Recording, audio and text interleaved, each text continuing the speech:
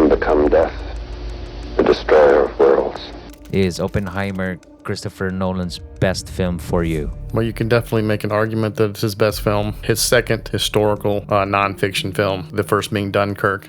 When I found out he was making this movie, I was kind of surprised because it's a very complicated subject. The atomic bomb is viewed with, a lot of trepidation and not favorably by many people, especially in Hollywood and in movies, over the years. Is it going to be a movie about a villain? Is it going to make him a hero? And I think we end up with it being somewhere in between. I felt like it went too long for me. Oppenheimer is two storylines merged into one. Half of the movie is about the planning, the making and exploding of the atomic bomb, which I enjoyed. And then the other half is the courtroom drama questioning Oppenheimer's loyalty to the United States. And the courtroom drama was tight, but after the atomic bomb exploded, Oppenheimer is faced with this dilemma that he has blood in his hands. The emotional arc peaked at that moment, and then after that, it kind of like died down a little bit. Well, I understand that and actually was tempted to feel the same way. But there's a lot of things being set up through the movie, and they're not paid off by the time the Trinity test happens. So we're still left with all of these things to figure out. Right. What is the hearing about? Who's responsible for the hearing? I'm not saying the third act is not interesting. It's just that it wasn't the same energy as the first and second act. Right. The only issue that I have is the sound. The score in his movies is so overwhelming. Every time Oppenheimer imagines the sound of splitting atoms, he just right. What the hell is? Then it's very sudden. It's like a jump scare of a horror movie. And I saw Dunkirk on the big screen, and I kept thinking the theater was messing up. Like, the sound is too loud. I can't hear the dialogue. But it wasn't the theater. It was Nolan. I watched this on IMAX on row number 5. So all I can see is the screen. Oh, man. Plus 3 shots of tequila to loosen up. I was fully immersed, man. How about your hearing? My hearing, now I become deaf. The destroyer of hearing. I saw that tweet. It was funny. That's so good. But also, to his credit, there's a couple scenes in the movie where the sound stops. When that happens, you pay attention even more because, all of a sudden there's no droning. What's fascinating about this film is what's not in it. It's not really a science movie. It's not really a war movie. The war is always in the background. They never show scenes of Hiroshima and Nagasaki. It really is about the life of Oppenheimer. What was his role? Is he a hero? Is he a villain? Is he a spy? Is he a communist? I'm glad more of the screen time is spent on explaining his personal life, like his relationship with 2 women in his life, Florence Pugh and Emily Blunt, because we don't really need to know how the atomic bomb works. We just know it'll work in the end. Do you think Cillian Murphy was the best pick to play Oppenheimer? There's a lot of talk about him winning awards, and deservedly so. And if you think about it, he's never been the lead actor, right? He's the villain in Inception, and he is also the villain in one of the Batmans. And so this is his first big starring role in a Nolan film, and pretty much his biggest role in any film.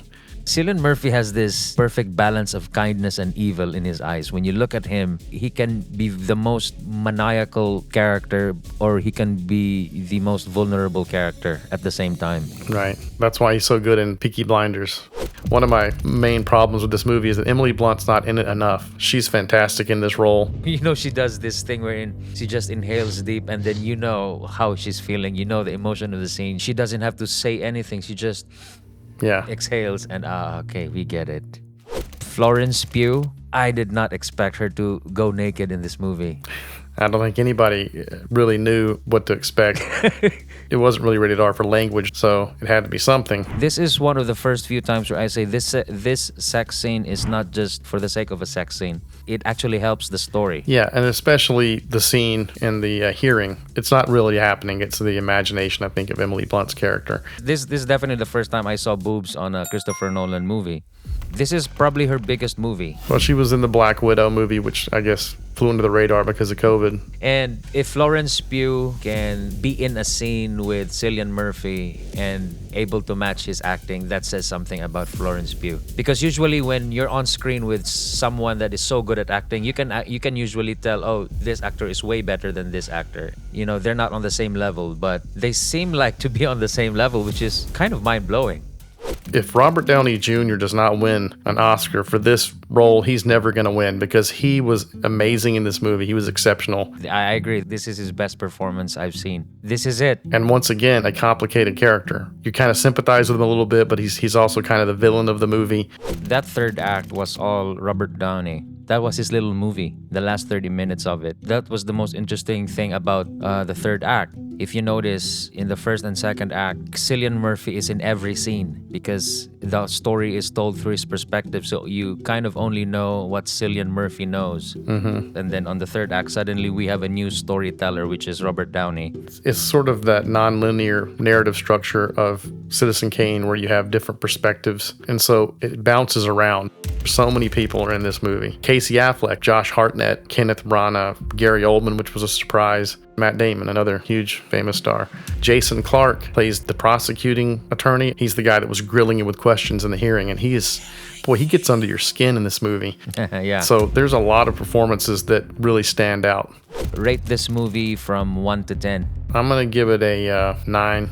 I'll give it an 8 only because of that ending. It could have been perfect. I'm going to differ with you and some of the other critics I've seen online because I think it's great. If you think the movie's about the Trinity test, which I know it kind of ramps up to that, it's like this big climax. But to me, that's just the middle of the story. It's really not about that. That's part of the story, but there's a lot more going on. I think that the structure of the movie is a little bit different, and from beginning to end, I was entertained. I was on the edge of my seat. So we'll talk about that more in the spoilers.